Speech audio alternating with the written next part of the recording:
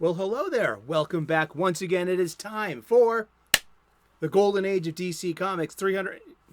Pika! No, that's last year's show notes. I need the. Oh, come on. Where's the.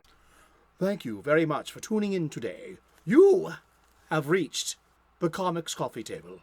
Yes, indeed. Pull up a chair, grab a cuppa, whatever it is you're shoving under your nose today. Leave your real world life problems over there. Pull up a chair to our Comics Coffee Table and take a break. We're going to enjoy our company, this conversation that it's been going on since last year. And we're going to talk about comic books every day for the rest of the year. 3 p.m. U.S. Eastern. Subscribe, tune in, put on those notifications, ring that bell. I'd like to earn your subscription. If you're new here, join us. There's plenty of room. I hope to catch the live chat at 3 o'clock. I usually get out of work on a weekday about that time, so I'm blessed to be able to make as many live chat premieres as I can because it's great to see you all and to have this real comic book conversation. Also, continue it in the comment section.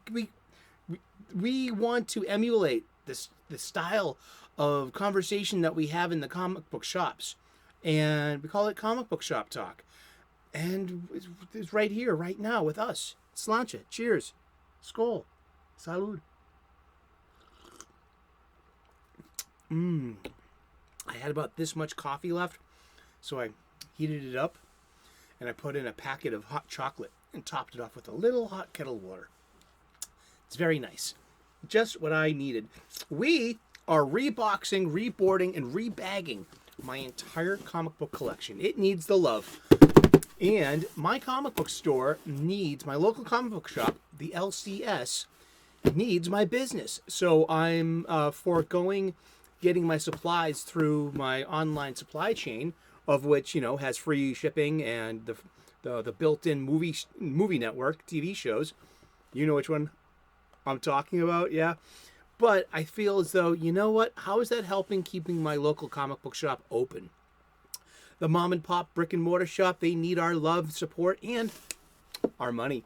And we need supplies. So while we're going there for our new releases and back issues and trade paperbacks, pick up a short box or a long box and get some bags. The My Lights are coming soon.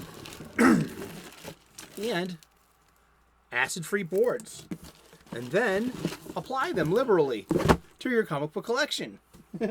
Rinse, wash, repeat. And one of the messages of this show is to get you to go to your local comic book shop and help keep them open. The direct market, it's changing, and unfortunately stores will close, and only we can help keep them open with our patronage and showing up regularly and redistributing our personal wealth. True. While we're rebagging, reboarding, and reboxing, we're using these two books given to me this Christmas by my parents. So this season is dedicated to my parents. They are, and these books are the Overstreet Guide to Grading Comics, 6th edition, published in 2021. And this is the most current edition of the Overstreet Comic Book Price Guide for 2022-2023. And these are both really great additions to my comic book life. There are links in the description to the Amazon pages. You can get your own copies there if you'd like. Play along at home. I'd like to get a ballpark estimate of what my collection's worth, along with educating myself on how to grade comics in that legendary 10-point grading system. What are its criteria? How do I apply this to my comics? And going forward, how am I looking at back issues when I'm picking them up? Because I'm addicted to picking up Bronze Age babies, because I am one myself. And if you've been watching this show, you know I've got an affinity for 1981, 1982 Marvel comic books with that Columbia bike contest ad banner on the cover. Those are going to populate my spinner rack going forward. And so thank you so very much for tuning in. I hope you're clobbering your problems and not being clobbered by them. Awesome. Let's get to it. we've been diving into my long box. Definitely, specifically my DC Crisis long box. And we've been talking about 52 for the past 2 days. The 52 was a weekly comic book series that was released every week starting on May 10th, 2006, and ending a year later, documenting the 1 year in between Infinite Crisis and the new publishing initiative that was post Infinite Crisis called 1 Year Later. So after Infinite Crisis, all line wide, all the titles picked up in medias res 1 year later after the events of Infinite Crisis. At the end of Infinite Crisis, a local multiverse was born, unbeknownst to them. That was revealed at the end of the 52, week 52. That was the big surprise. There is a multiverse out there of 52 different Earths, a local multiverse. Before that, there was the one Earth. That was the survivors of the 5 Earths cobbled together in Crisis on Infinite Earths in 1985. Before that, there were infinite Earths.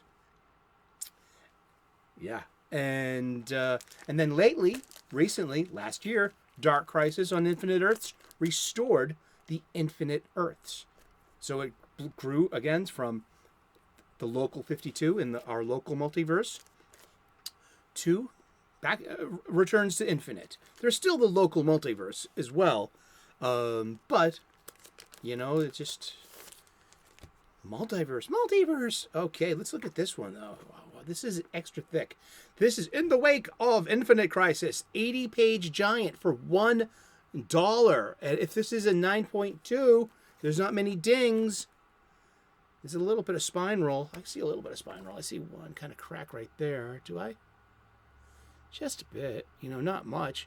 This is in great condition, by the way. Nice corners.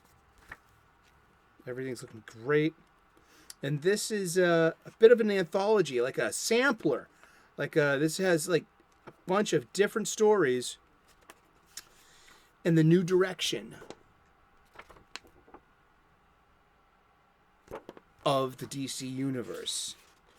And so it's here we have this is just a little sample of every new title coming out and the new direction. So when you wake up tomorrow and you find yourself 1 year later and you're wondering what happened, well, it's gonna fill in the details here and there. You get the all new Adam, Ryan Choi. The Creeper got a reboot. That was done by Steve Niles, who's a horror writer. There was a new OMAC. There was the new Martian Manhunter series. Uncle Sam and the Freedom Fighters, with great art by Daniel Acuna. And then there was The Trials of Shazam by Judd Winnick, with interesting art by Howard Porter. He was doing a lot of work with Jeff Johns at that time on Flash, the Wally West Flash, and then has this dynamic change of style for this. Howard Porter's been one of my favorites. But yeah, the One Man Army Corps. It's created by Jack Kirby. But yeah, Renato Guedes is the art and colors. So yeah, this is just basically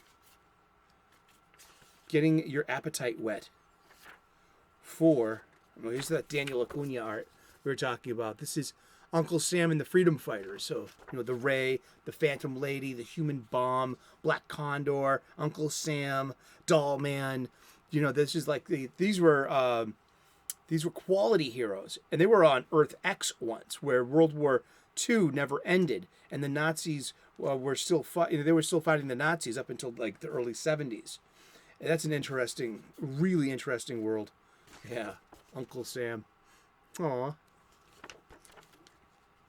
I tried liking that one. So a lot of these, here's the Creeper by Steve Niles. This is a really interesting comic book. It's just chock full of different stories.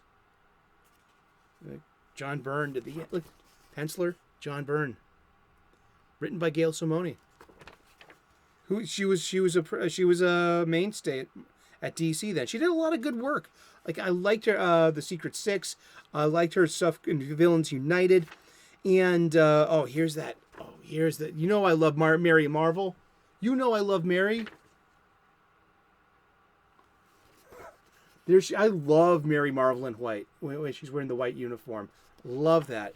And Brave New World. This is where Captain Marvel starts losing his powers, and it's the book changes. So eventually, Freddie Freeman, Captain Marvel Jr., becomes the new Captain Marvel, and this reintroduces the Monitors at the end.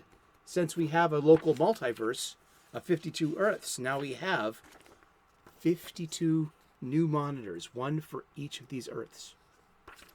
There was only one Monitor before. Well, there was the Monitor, and there was the anti-Monitor of the antimatter universe. And there he is. He is back to us. And that's the anti-Monitor's distinctive power armor. Ain't that cool? So yeah, this was this is worth, from the book, if it's a 9.2, it's worth $4.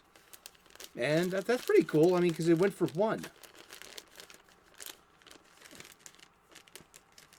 That's awesome. So yeah, so the rest of the books, they catch up 1 year later. I like The Outsiders. I like Judd Winnick a lot. This is pretty much the last time I was buying Nightwing. Nightwing was pretty cool. Dick Grayson almost got killed at the end of Infinite Crisis. Actually, I hear he was supposed to have gotten killed, but there was an 11th hour, stay of execution, one could say. Yeah, see? 1 year later. This is an interesting story. It's, see this? That's Jason Todd. And he's having an identity crisis. And this is written by Bruce Jones, pencils by Joe Dodd, and inks by Bit, whoever that is. But remember, Jason uses lethal force. So he wants to come back to being a good guy. And here's everyone's favorite hunky Dick Grayson, and he's quite a ladies' man. Yeah, that's Cheyenne. She's a fashion designer in New York City. So Nightwing is now hanging out in New York City, not Bloodhaven. Bloodhaven got destroyed in Infinite Crisis, and only for a while, temporarily. I mean, I think Bloodhaven's back. It got better. But Nightwing has to contend with his recently resurrected kid brother, pretending to be him, using lethal force, wearing his outfit. And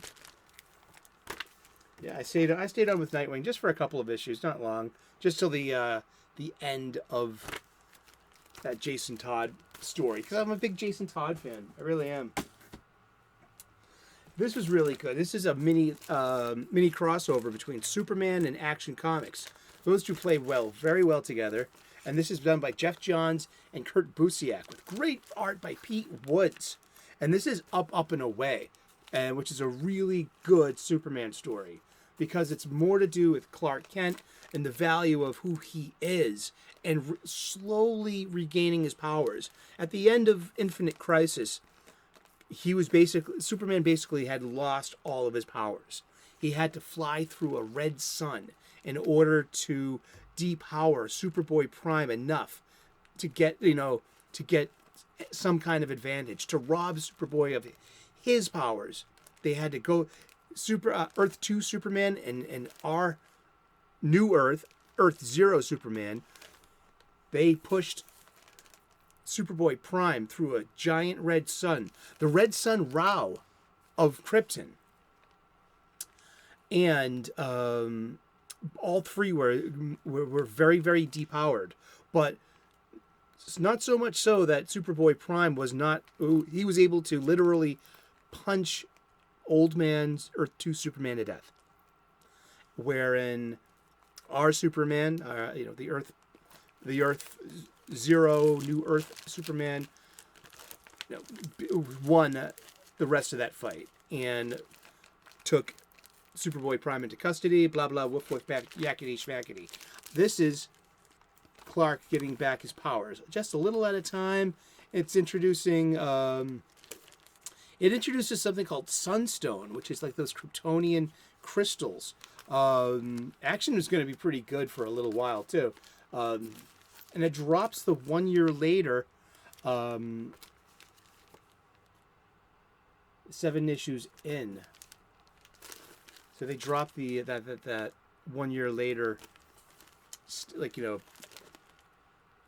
advertisement, banner shortly after everything settles down after Infinite Crisis. Still diving through that Crisis long box, so I got all these odds and ends that are not really Crisis stories, but I think they are part of what I consider the best of this DC Universe story, and they deserve a spot in this like cohesive, cobbled together curation and narrative that I'm creating called the DC Crisis long box. And and I'm actually taking it apart. I'm transplanting the books into different long boxes. That mean, or short boxes, from an old long box that has done its job. It's broken. See that this box top is broken, and it's got stains all over it. It's done its job. It's protected these comic books. It's time. It's just time for it to to replace them, to give them a new you're retiring now. We're gonna have to put you in a recycling, and you'll have a new life, and maybe be made into a new book. Wouldn't that be a nice fate for these boxes? I like that. That's my story, and I'm sticking to it. So these couple, I just wanted to show a couple of them. We showed this once, but we're gonna show it again. And I've got these two trade paperbacks. This is by Warren Ellis, and Warren Ellis did this Wildstorm. Wildstorm gets bought, but Wildstorm was Jim Lee's studio in Image Comics. Wildstorm gets sold to DC Comics, I believe, in 1998, 1999, and becomes Earth 52 in the new multiverse. So there's kind of, I think, two versions of the Wildstorm universe. There's a dedicated Earth called Earth 50, or Earth 52 rather. That is the Wildstorm universe, and then there are Wildstorm characters populating the DC universe. And it's like Wildstorm just, I feel like, works best when it's its own universe. But before they cross-pollinated this, we had Warren Ellis writing these, planetary. They were Elijah Snow, Jakarta, that's his daughter, and the drummer, and they're a team of superhero archaeologists. So the 27 issues of Planetary, not counting these 3 standalones, which are just it's like a pre-multiverse. It's a voyage through a multiverse, but this the multiverse has not been reestablished yet. It's on its way, so it's a few years. This was published in 2004, and Crossing Worlds. This was 2004. Yeah, second printing. Ooh. But yeah, this is so it shows this is Planetary versus the JLA. Then it's Planetary meets the Authority, and which is like actually they meet like an alternate version of the Authority, and they have to fight. And then there's Batman. Authority meets Batman, and they like keep flipping through different multiverse versions of Batman. It's really, really good. Jerry Ordway does the art for the JLA one. Jerry Ordway is this classic Bronze and Copper Age artist, and he's great for he does a lot of the Crisis stuff and like that retro look. And then comes Night on Earth, the Batman story, where just the team of archaeologists are called to Gotham City, and then they meet many versions of Batman, who just keeps, kind of like Billy Pilgrim, he's a little unstuck in time, and so like different versions of Batman keep showing up. So they're in mid-conversation with Batman, and he keeps changing. He's the same Batman, but there'll be a flash of light, and then there'll be another iteration of him where my favorite is Batman 66 shows up, and he talks like him too. This is great. She's in the middle of this serious fight with Batman, and he changes form into the Caped Crusader. And then he changes form into the Dark Knight of Frank Miller. So it goes on like that. And it's really cool. It's part of my Crisis Longbox. If you watch the Batwoman TV show with Ruby Rose on the CW, know that its genesis came from here. Greg Rucka and J.H. Williams III's Elegy, Batwoman. This is really insanely good. J.H. Williams art, look at that. This is her confronting Crazy Alice here, who is and it's really her twin sister. Spoilers, sorry. But it follows those story notes of the show. I mean, this is just some this J.H. Williams III art. It's just like these panels. I just love this. This is a really good story. See, look at this. Look at the splash page. This is wonderful. Oh boy, it's so good, and it's a really interesting story too. Also, deserving of a place in Ye Old Crisis Longbox. And this issue, Planetary number 27, which finishes Planetary. We waited 3 years for that. So this was basically a monthly up until issue 26, December of 2006. December of 2009. 3 years it took. But I felt it being it's one of the appropriate places to end the Crisis Longbox for a while, and then there's, there were like mini crises going on here and there that I did not pick up on, such as Convergence, Dark Knight's Death Metal. I've got maybe 3 or 4 issues of Doomsday Clock. I know I have at least issues 1, 2, and 12. I think that's all that matters. There was a lot of bluster in there. It's beautiful art, and it could have been. Maybe if it was 6 issues, it wouldn't have suffered from its publication delays. Who knows? But we've been talking about comic books, and we're going to talk about comic books every day for the rest of the year. So you tune in tomorrow, 3 p.m. U.S. Eastern, and we'll find out who we're talking about when we turn the page tomorrow. Please like and subscribe. I would love to earn your subscription. We make daily content here. We talk about comic books every day, 3 p.m. U.S. Eastern.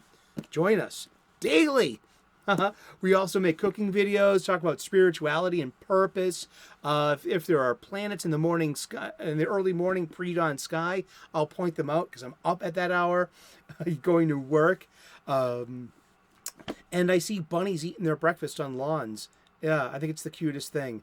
And so I take little nature videos. So, be part of my YouTube day, and I'll be part of yours. Thank you so very much. God bless. Namaste. Good luck. And we will see you again tomorrow in those funny pages. Ciao. Bye-bye.